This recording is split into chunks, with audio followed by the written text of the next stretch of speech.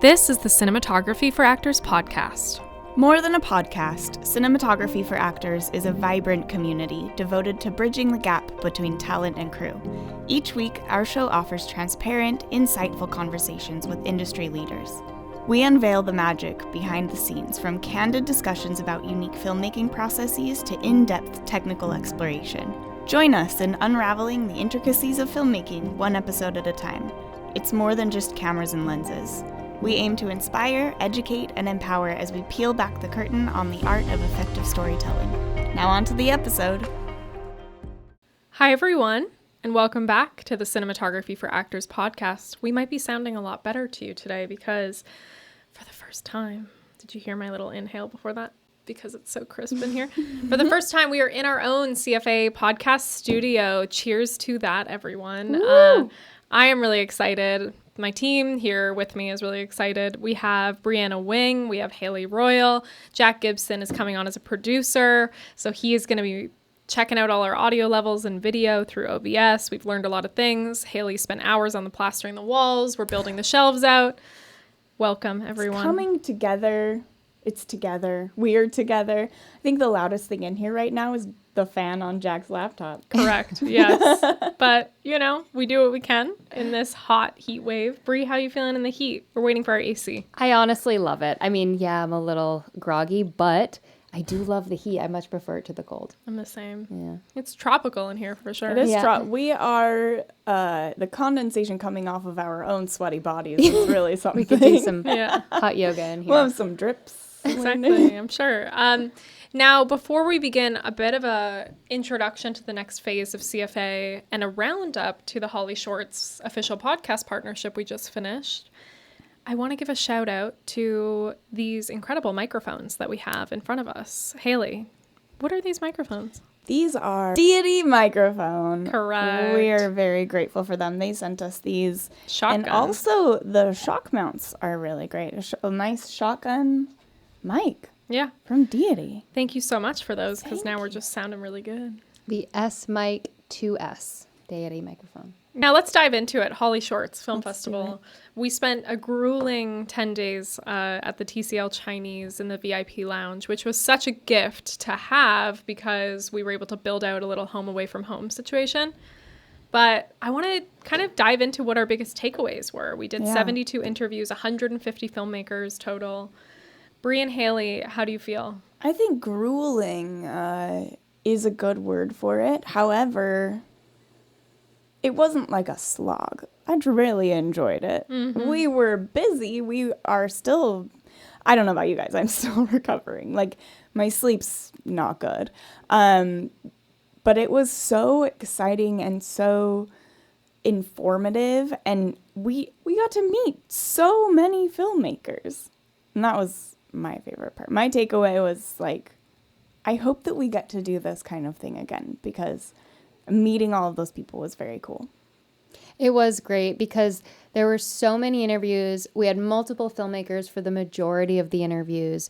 We were interviewing them while the festival was going on below us. So you could hear the hubbub and the excitement and people taking pictures down below while we were interviewing about everybody's films. Some that hadn't screened yet and they were excited. Some that had already screened and they were still reliving, the applause.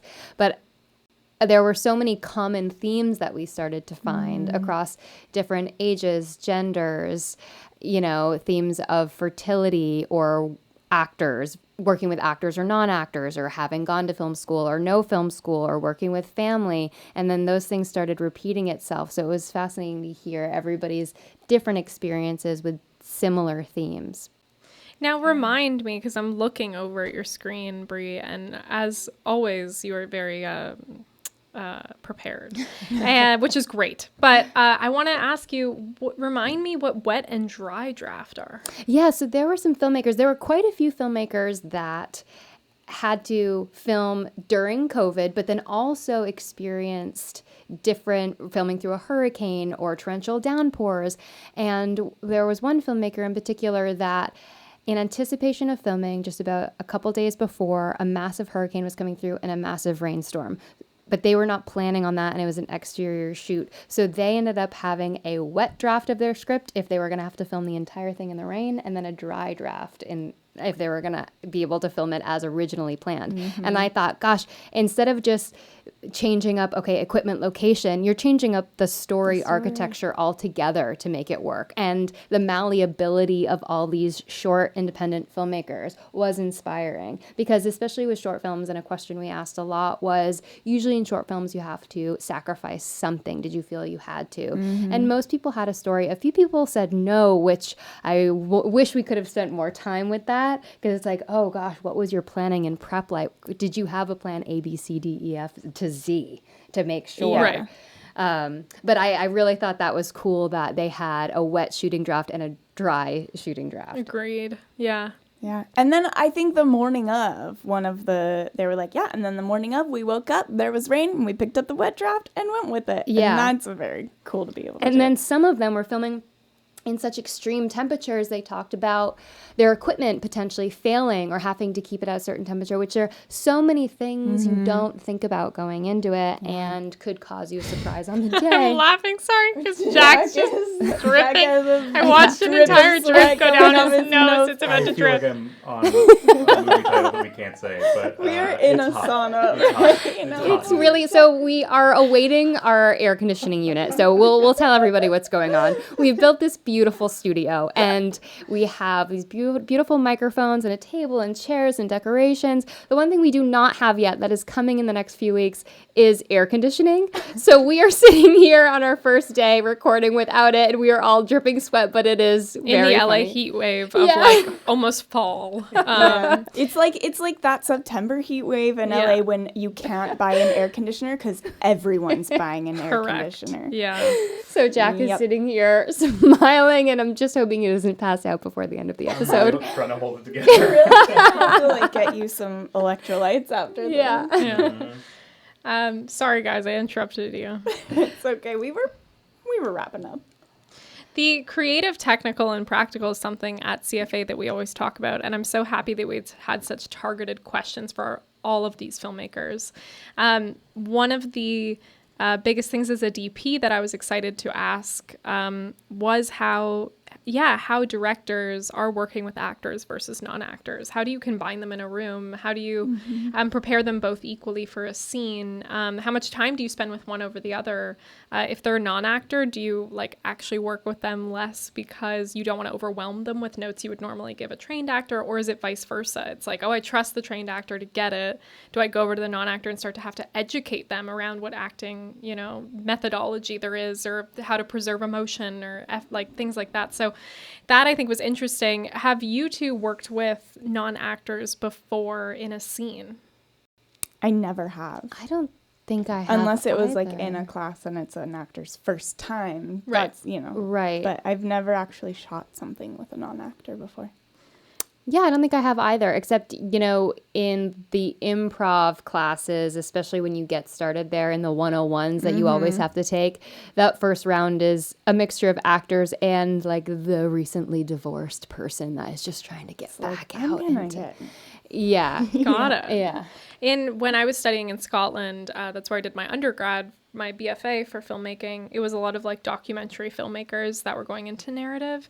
And one of the biggest things they taught us, and something that every actor did that I ever met in Scotland, was working with actors and non-actors. It was like they combined every single production with like either all non-actors that they could then like train themselves into like the way that they wanted to direct, or a mix of theater actors and non-actors. And this was something you learned as a DP in your training? Yeah, this is something I learned just in Scotland. That's what a lot of them did. And so like they did that for a reason, or just because that was the access they had? That was for a reason. Wow. All of them did it for a reason. Scotland, Edinburgh, where I studied, was famous for Fringe Festival and actors like year round, are there preparing for that. And so there's accessibility of actors, but a lot of them chose to work with non-actors. And that was really unique because at the time I wasn't a DP. I was thinking I wanted to be a director. And then I actually just started like producing. And so I produced most of the films that were in my year. And so it was bringing people on that were non-actors and having to like work with them a lot of the time behind the scenes. And so it's interesting that it's getting brought up again, because my experience as a DP in LA with different credits is I've actually not worked with non-actors since being in Scotland. What did you learn? What was your biggest takeaway from working with non-actors?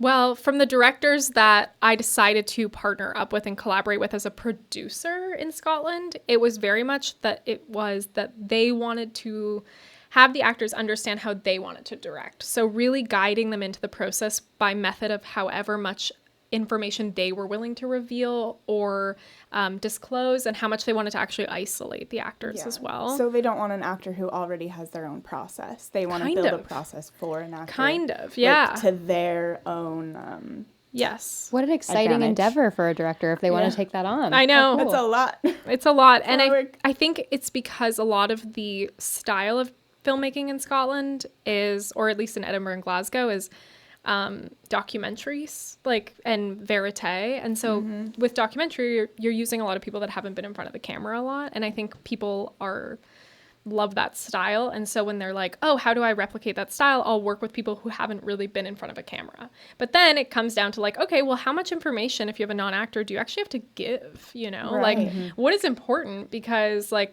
we at CFA are teaching the technical side of performance, and that's to actors who are trained most of the time. Yeah. But when you go to non-actors, can they still, like, what is the booklet you hand to them to be like 101, even though it's going to be my directing style, what are the things that they need to know? And I find that really interesting.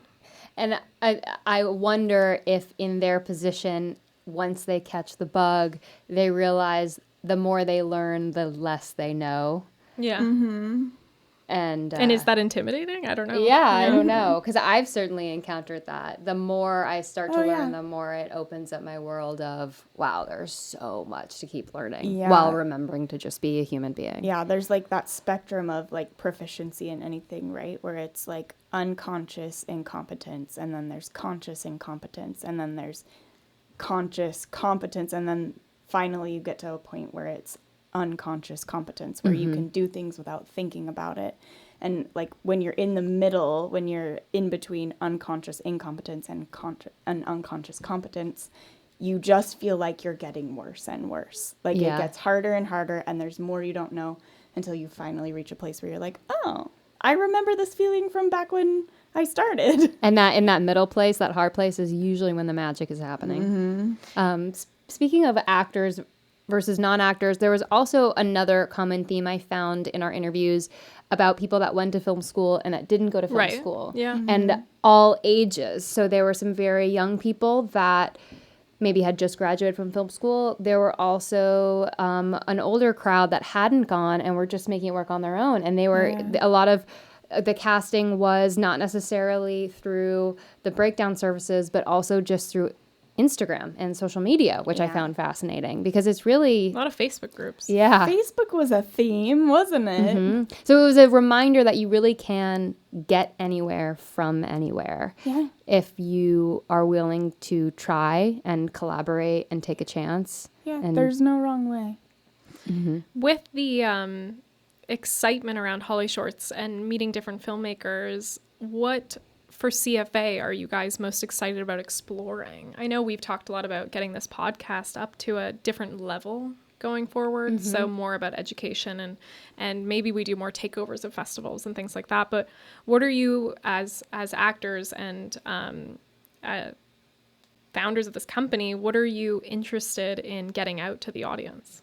I am very interested in the nitty-gritty technical. I've always been interested in that.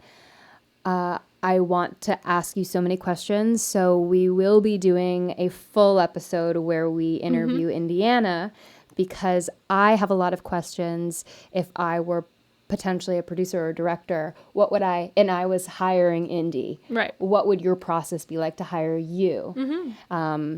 We have had cinematographers on here before, and they've been broad strokes of some things, but I kind of want to go step by step from you reading the script to that first meeting with the director. So that's something I'm really interested about, is that process, how you build a shot list, how you think about it and why, how you choose a lens and why. Great. Yeah. I think as a company, I as I am always very interested in the reality and the eventuality of practical practice and making that something that we can offer to people. And I think that this podcast, finding more people and more success, can help bring people to us who want to practice. And whether it's bringing people together as part of a community who realize that they're in the same community and thinking the same way and they want to practice together, or whether we bring them to us and help them practice. I think that is the biggest thing that I know that I personally need as a performer. And I think that being able to offer that to people and also take part in it is very exciting to me. Wow. Also, I know as an actor, I feel much more comfortable when I walk on set and I have an understanding of everything else that's going on around me. Mm-hmm. It helps me become less distracted, and certainly it is a muscle that needs to be grown and worked on, is to not be distracted by the million things going on around you when you're having this moment and the lights are burning your eyes and just doing your job. Mm-hmm. But part of that for me is a comfort in knowing who. That's another reason why, when it's appropriate, I love introducing myself to people, you know, whether it's if I meet them at Crafty or at lunch. That way it's like just continues to slowly solidify that we're all one big team. Yeah. What is it? So, okay, because Wait, I'm talk not about what you are excited about, Indy. for the company. Yeah. Podcast takeovers, just like getting shorter episodes that, you know, we started this podcast in 3 days. So by the time everyone's listening to this podcast, we've celebrated our 1 year anniversary. That's amazing. Of this podcast, which is great. And, you know, after a year is always like a good time in anything, whether it be just general life, relationships, or business, to evaluate and reevaluate where we're headed. Mm-hmm. And I think as a team, like this started as Haley and I just like kind of grinding it out. Mm-hmm. And now we're like introducing other members of our team. We have Bree, obviously, we have Jack, we have Florian, we have guest hosts, we have things that are happening. It's really exciting.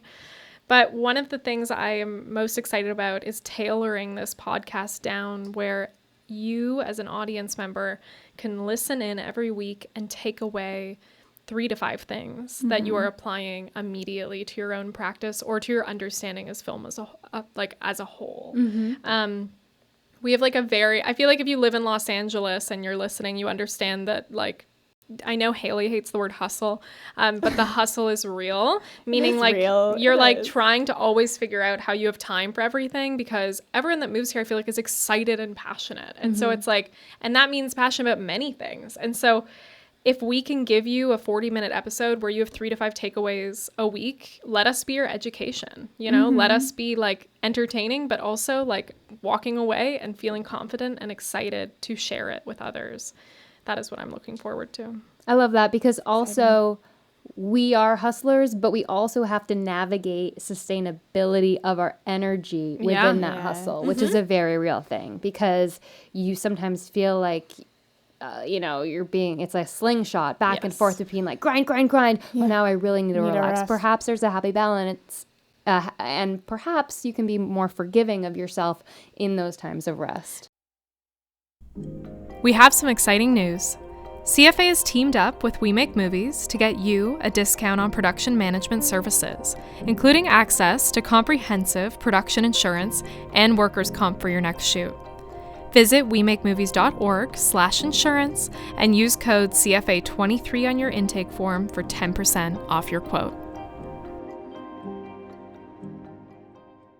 Absolutely. So, no, I'm really excited about the next generation of CFA, meaning this next year, what it looks like as we evaluate mm-hmm. and grow our team even more, I bet, and start to reach more of an audience, hopefully across North America. So this is great. And a way that you can support us starting now as we undergo this 3 to 5 piece takeaway every episode is by subscribing wherever you're listening to us and following us so that you can get up to date on everything happening with CFA.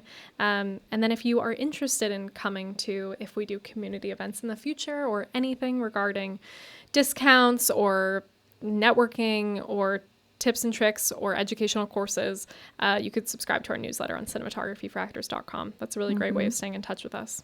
Yeah. Which is great. This newsletter isn't spammy, I promise. It never is. It only Only- goes out when we have stuff. Only when something's important, we'll send you one. Yeah. Join it. As two actors sitting with me here, obviously I'm a DP. You guys are the actor side. What is going on with the strike? What are we feeling? I know for HollyShorts, we had to get educated very quickly on what we're allowed to talk about, what we're not.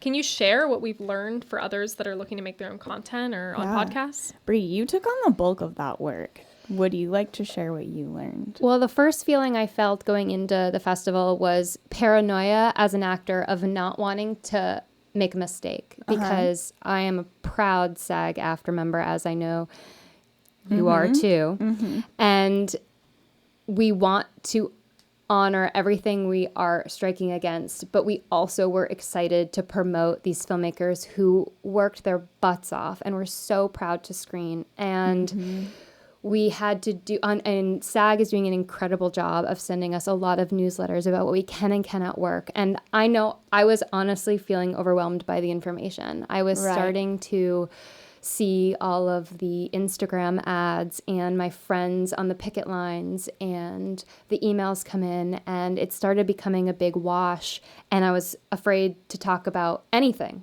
Because It was starting to feel like you can't do anything. But like, just be safe and stay in bed. Like, don't do anything. So which yeah, we can't do. as we had filmmakers on, a lot of them were newer filmmakers or perhaps had, done a handful, but they were very inspired by films that we all know and directors that we all know. But we had to give them a little, precursor before the interview. Please don't mention it if it had to do with a struck company.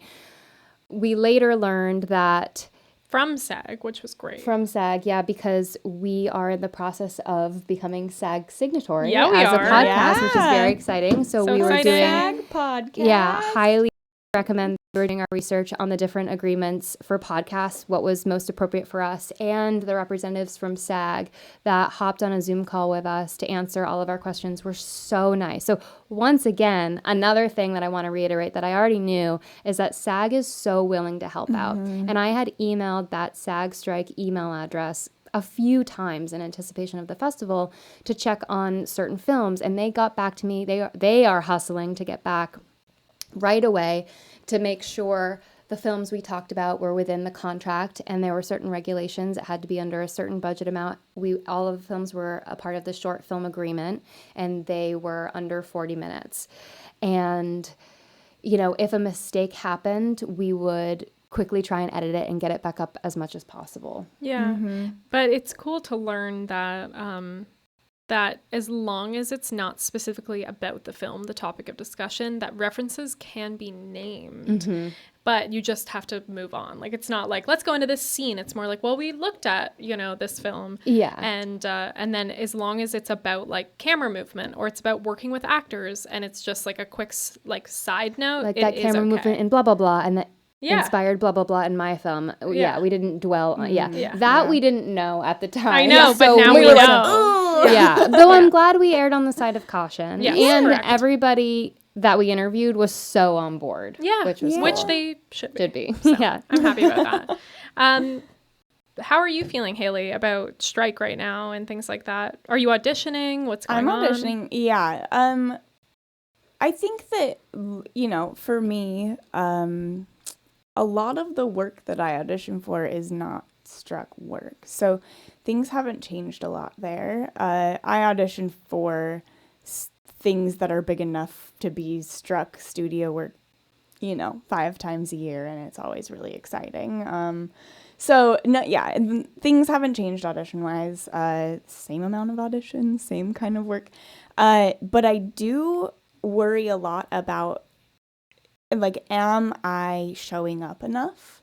Am I doing, because we've been doing this, and I worry that it has looked like I don't care. Like, I'm not doing enough to support, which isn't true, but, not being able to be on a picket line every single morning with a number of people who I know from classes and things like that, I feel like I'm not doing enough of my part. Like, when I was in 9th grade, I learned about the free rider problem. In politics, there's a problem of, like, there are people who benefit from the work of other people, whether or not they do anything. So, like, if I never go to a picket line or I never say anything about the strike, if there's success at the negotiating table, I will still benefit from that.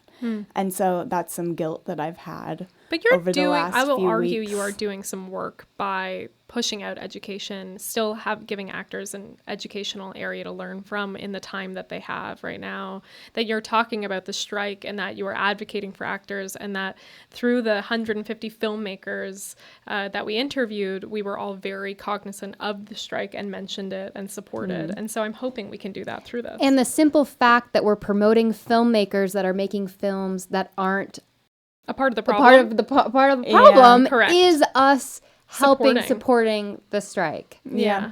I think it's a personal, like, what is valid work and what is not valid work, which we know I have that all the time. Also, we did just get our voting ballots, so that is another powerful Better way. vote. Everybody vote. Vote for your leadership. It's fun for me to all learn about over here. So I'm with you guys. Yeah. Now, something I want to do, because we introduced Jack on HollyShorts, but we didn't really introduce him. We just said, here's Jack, and threw him in. I would like to do a little segment where we can interview Jack as he dabs off the gallon of water pouring from his forehead. I mean, if you have been a member of our community and you've been to like our in-person events, you will recognize Jack. Jack's around. Jack has been helpful. Jack and Gibson. good buddy to us from the very beginning, and I'm excited. We love Jack. We're finally giving you a formal introduction. I know, Jack. Hey, Jack. Welcome. Thank you. It's Okay, we are stoked to shout out our audio sponsor, Deity Microphones. Their S-Mic 2 Pro shotgun mics have impeccable sound clarity, directionality, headphone monitoring, and a user-friendly design. And we're proud to launch our studio with them. Our goal is to bring you educational gems every episode, and with these mics, you can listen to the best quality audio possible wherever you are. To learn more about using Deity mics for your own podcasting, voiceover, or filming needs, go to deitymic.com. pleasure to be here. Now, Jack, I want people to know who you are, what your background is, a little of your story, and why you moved back to LA. Wow. All right. Yeah. So as they said, my name is Jack. Jack Gibson. Jack Gibson. Yeah. Jack Thomas Gibson. Full name. And I grew up in Los Angeles to two parents who were in the film industry, one a screenwriter and one in marketing and advertising. And then they didn't want to raise us in the city, so we moved away, yada, yada, yada. I am one of three kids. Neither of the other two are interested in the creative endeavor.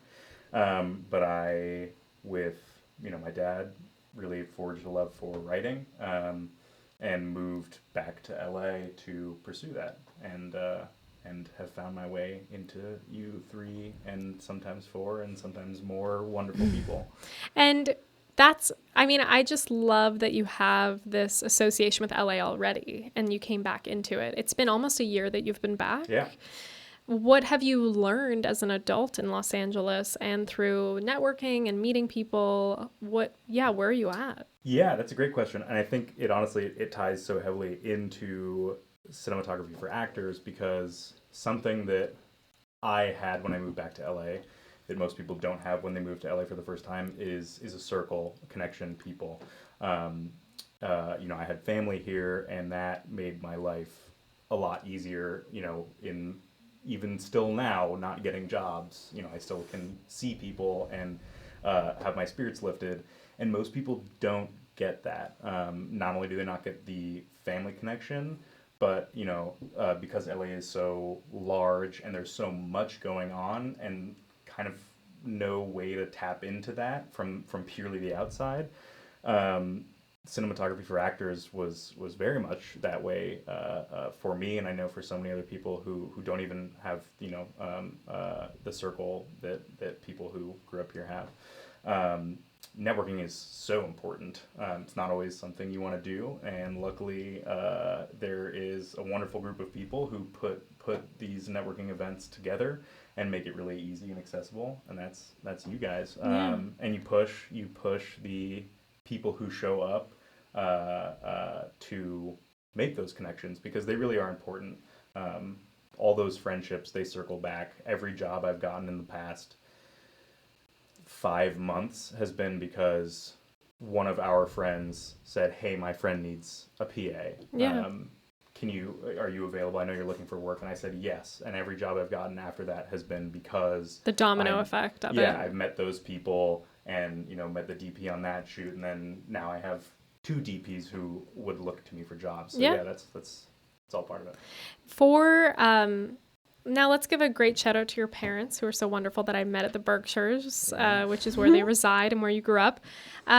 Both of them, you said, worked in film. Yeah. What are some of the things they taught you about or said were important for moving to LA, things to keep in mind? Like, I want to ask you this because for anyone who is thinking of moving to LA that doesn't live in Los Angeles or is new to LA or just wants to hear about LA, I want to hear about that. Yeah, that's a great question. I think it's another reason that having a community of trustworthy collaborators is really important, because a lot of Los Angeles is kind of predicated on taking advantage of people who don't know enough, whether it's like egregious or not. People will see how much they can get from you, and then that's what they'll ask. And I think that there is a vision of like Tinseltown or of Hollywood that a lot of people have when they come in, that it's hard to get challenged. And so something I'm very grateful for my parents, one of the first things my dad ever said to me when I was talking about legitimately working in Hollywood, said, nobody knows anything, and if they try and tell you otherwise, they're lying.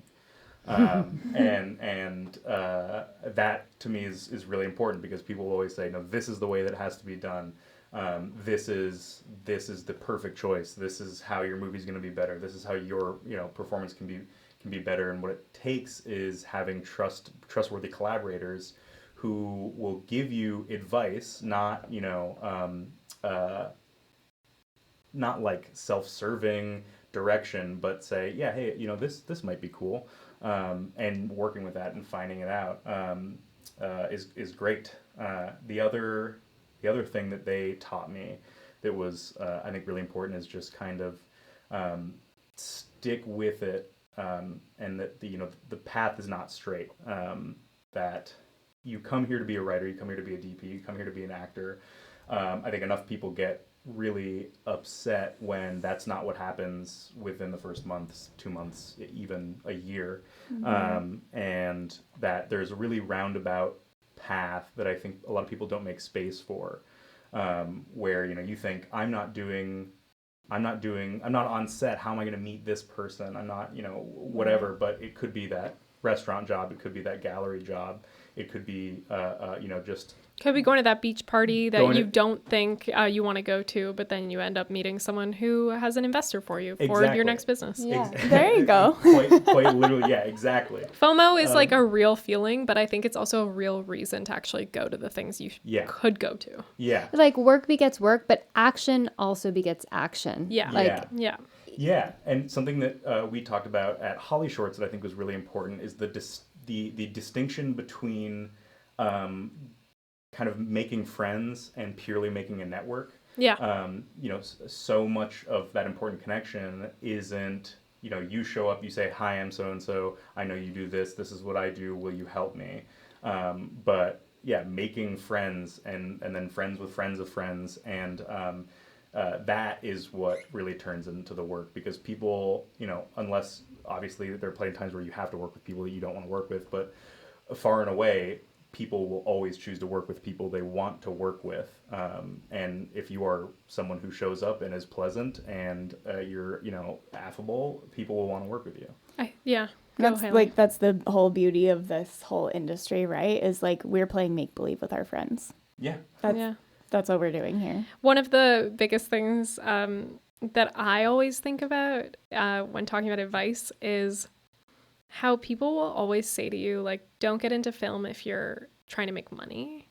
And like, eventually I hope to make so much money. You'll make a lot of money. But one of the truest things about that statement is like, there are so many easier ways to make money than hustling in this industry. And so if your goal is to make money as quick as possible, you're also probably not going to make the best collaborators or network or friends to surround yourself with. And that's why you shouldn't. It's not that like don't expect to make money. It's don't put that as your priority, because I don't think you're going to have a fulfilling life. And hopefully the idea of playing make-believe in whatever department you are in to build that story out is authentic and honest, so that you are fulfilled and your passion is what speaks for itself. Yeah. So in fact, I would say, I mean, listen, there's plenty of people in this industry who came here to make money and they found a way to make money. Yeah.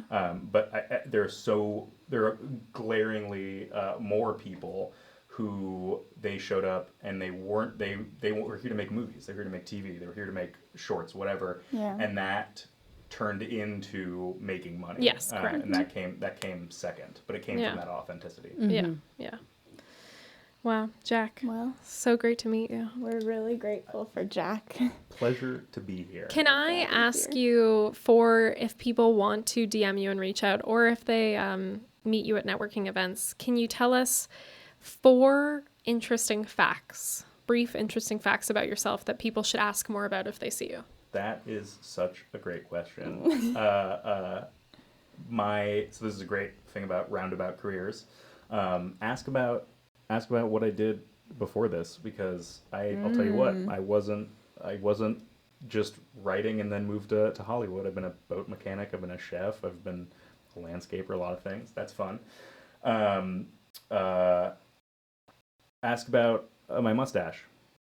And whether if when you connect with me, if it is a certain color, specifically jet black, ask about what's up with that, you know? And maybe who dyed it? Who dyed it? What's up with that? Who did this? Cinematography for actors. We will make you your best self. Is what I like to say.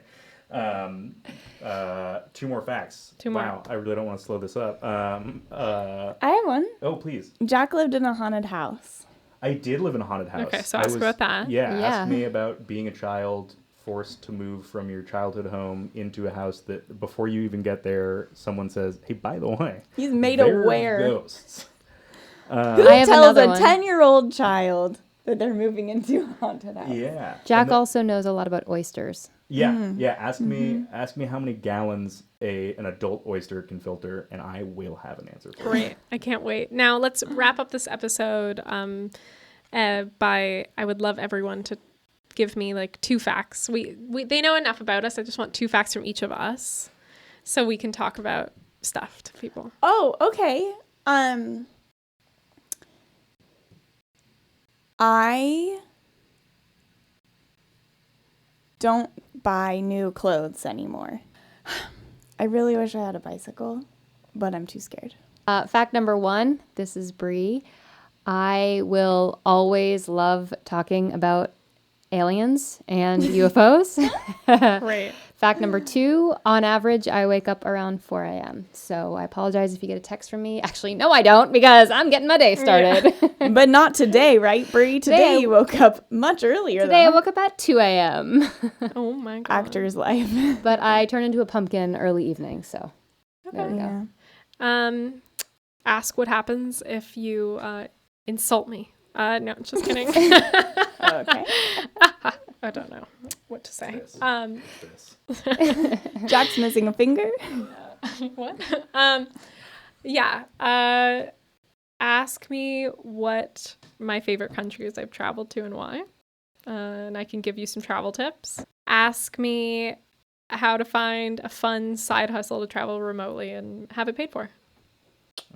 That's always a fun one. I love that. Yeah. Just to recap and circle back to the festival, there's one last thought I had as I was re-listening to a lot of the interviews, and I was there for the majority of them, that across so many different people with different backgrounds and families and stories, there were so many common themes that had to do with personal growth, strength, athleticism, fertility, and how those very personal and private stories seem to be universally understood.